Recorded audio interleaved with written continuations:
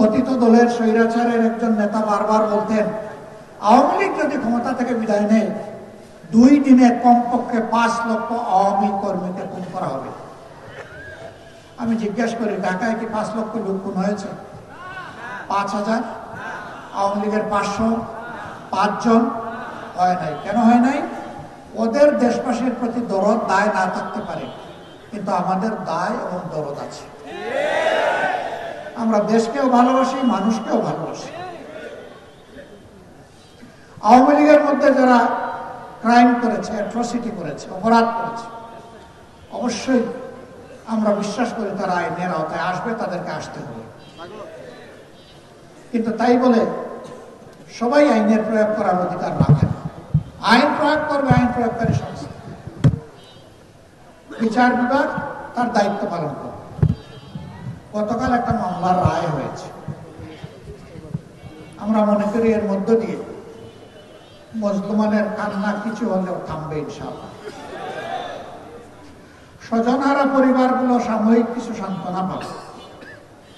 তবে আমরা মনে করি এই বিচার ন্যায় বিচারের মানদণ্ডেই উত্তীর্ণ হয়েছে, কারণ বিচার ছিল স্পষ্ট, খুলাসা, লাইভে এই বিচার সম্প্রচার করা হয়েছে। এটা কোনো গোপন বিচার ছিল না। এখন ন্যায় বিচারের দাবি হচ্ছে বিচারের রায় কার্যকর হওয়া। আমরা সরকার এবং বিচার বিভাগের প্রতি আহ্বান জানাব যে আপনার তার উপযুক্ত পদক্ষেপ গ্রহণ করুন। দেশবাসী আপনাদের সাথে আছে, দেশবাসী আপনাদের সাথে থাকবে। পরিত্যক্ত দলটি গতকাল লকডাউন আহ্বান করেছিল। আপনারা কি সবাই নিজ ঘরে বন্দী হয়ে বসেছিলেন? কেউ এটা মানে নাই। সবাই রাস্তায় যার যার কাছে স্বাভাবিকভাবেই ব্যস্ত ছিলেন। এর দ্বারা প্রমাণ হয়েছে তাদের সাথে জনগণের কোন সম্পর্ক নেই। হ্যাঁ, তারা যদি তাদের অপরাধ বুঝেন, লজ্জিত হন, তারা যদি ক্ষমাপ্রার্থী হন এবং আইনের কাছে নিজেকে সাপোর্ট করেন, তাহলে আমরা ধরে নেব তারাও দেশটাকে ভালোবাসে। আমাদের বক্তব্য স্পষ্ট, আমরা কারো উপর কোনো অবিচার চাই না। প্রত্যেকটি নাগরিকের অধিকার আছে ন্যায় বিচার পাওয়ার। তাদেরও কারো উপর অবিচার হোক সেটাও আমরা চাই। যা আমাদের উপর করা হয়েছে ওটাও করা হোক, তাও আমরা চাই। বরঞ্চ ন্যায় বিচার যেন সর্বক্ষেত্রে নিশ্চিত করা হয়। প্রিয় দেশবাসী, গেল তো ওই চ্যাপ্টার, এখন কি হবে? এখন কি ওইগুলা নিয়েই পড়ে থাকবো নাকি সামনে আমাদের আগাতে হবে? আমরা দেশটাকে নিয়ে সামনে আগাতে চাই। এই দেশটাকে নিয়ে সামনে আগানোর জন্য আমাদের কতগুলো মৌলিক জায়গায় অবশ্যই দৃষ্টি দিতে হবে। বাংলাদেশ জামাত ইসলামী কতগুলো মৌলিক জায়গাকে চিহ্নিত করেছে অগ্রাধিকার হিসেবে। প্রথম জায়গাটাই হচ্ছে আমাদের শিক্ষা। একটা ভালো জাতি গড়ে তুলতে হলে ভালো একটা শিক্ষা ব্যবস্থা আমাদের লাগবে। বর্তমান শিক্ষা ব্যবস্থায় আমাদের সন্তানদেরকে তাদের মেধা বিকাশে যথাযথ সহায়তা করা হচ্ছে না, যার কারণে অনেক মেধা ঝরে পড়ছে, আবার অনেক মেধা আংশিক বিকশিত হচ্ছে। আমরা চাই মেধার পূর্ণ বিকাশ। এই জন্য শিক্ষাকে আমরা নৈতিকতার উপর ভিত্তি করে সম্পূর্ণ আধুনিকায়ন করতে চাই। শিক্ষাকে যদি মডার্ন যুগের সাথে না মিলানো যায়, সকল টেকনোলজির দিক থেকে আমরা শুধু পিছনেই পড়ে থাকবো, আমরা সামনে আগাতে পারবো। আমাদের স্বপ্ন, আমাদের সন্তানেরা জন্ম নেওয়ার পরে তারা তাদের পর্যাপ্ত চিকিৎসা পাবে এবং একটু বড় হইলেই তারা সঠিক শিক্ষাটা পাবে। শিক্ষার পাঠ চুকিয়ে যেদিন তারা বের হবে, সাক্ষাতে তারা একটা কাজ নিয়ে বের হবে, বেকার হয়ে বের হবে না। এবং এক টুকরা কাগজ নিয়ে অথবা কয়েক টুকরা কাগজ নিয়ে এই দপ্তর ওই দপ্তরে ঘোরাঘুরি করে নিজের সময় নষ্ট করবে না। কাজ তার হাতে চলে আসবে, তার যোগ্যতা অনুযায়ী। যার যেমন যোগ্যতা সেই যোগ্যতার কাজ তার হাতে চলে আসবে, অফার চলে আসবে। অফার হয়তো অনেকগুলো আসবে, এর মধ্যে থেকে যেটা উত্তম সেটাই সে চয়েস করবে।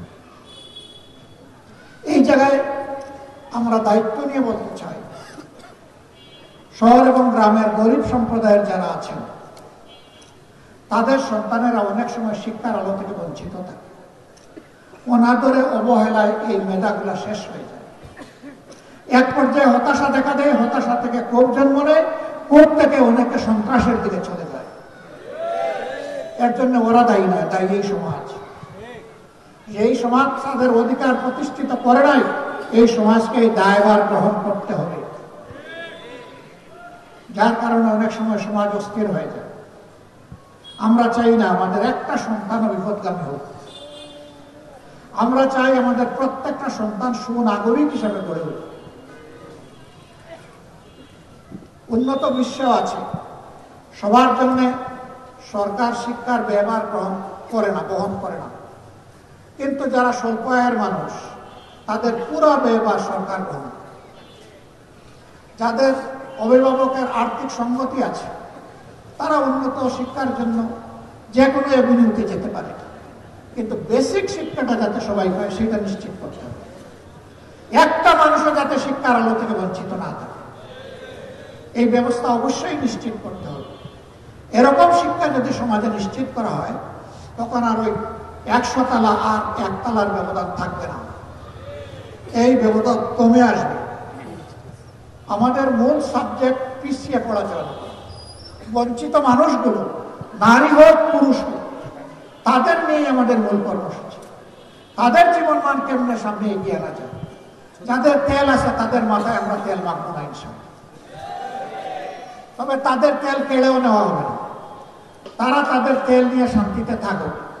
কিন্তু যে মানুষটা সামান্য খাদ্যের অভাবে, পুষ্টির অভাবে, চিকিৎসার অভাবে, শিক্ষার অভাবে দুঃখে দুঃখে একটা কঠিন জীবনের সঙ্গী হয়ে গেছে, তাকে ওখান থেকে বের করে আনা আমাদের কাজ। আল্লাহ যেন সেই শক্তিটা আমাদেরকে দান করে। সম্মানিত ভাই ও বোনেরা, আল্লাহ যাদেরকে সম্পদশালী করেছেন তারা ভাগ্যবান। আমরা তাদের সম্পদ কেড়ে নেব না, তাদেরও সম্পদের আমরা পাহারাদারি করবো ইনশাআল্লাহ। কোন চাঁদাবাজ একজন শিল্পপতির কাছে, একজন ব্যবসায়ীর কাছে গিয়ে এটা বলার সাহস পাবে না যে হ্যাঁ, এই এলাকায় ব্যবসা করতে হলে আমাদের দিকে চাইতে হবে, আমাদেরকে দেখতে হবে, আমাদের কথা শুনতে হবে, আমাদের চাহিদা পূরণ করতে হবে, মাসে সাপ্তাহিক পরিমাণ আমাদেরকে দিতে হবে। বাপটা এমন যে এটা তার বাপ দাদার জমিদারি, আর ওনারা এখানে ভাড়াটি আছে, এরকম অবস্থা। আমরা এই সমস্ত সন্ত্রাসী চাঁদাবাজদেরকে সমাজ থেকে তাড়াবো, নির্মূল করবো ইনশাআল্লাহ। কোন চাঁদাবাজের অস্তিত্ব রাখা হবে না। যদি চাঁদামুক্ত হয়ে যায় বাংলাদেশ, বাংলাদেশের অগ্রগতি লাফিয়ে লাফিয়ে সামনের দিকে যাবে।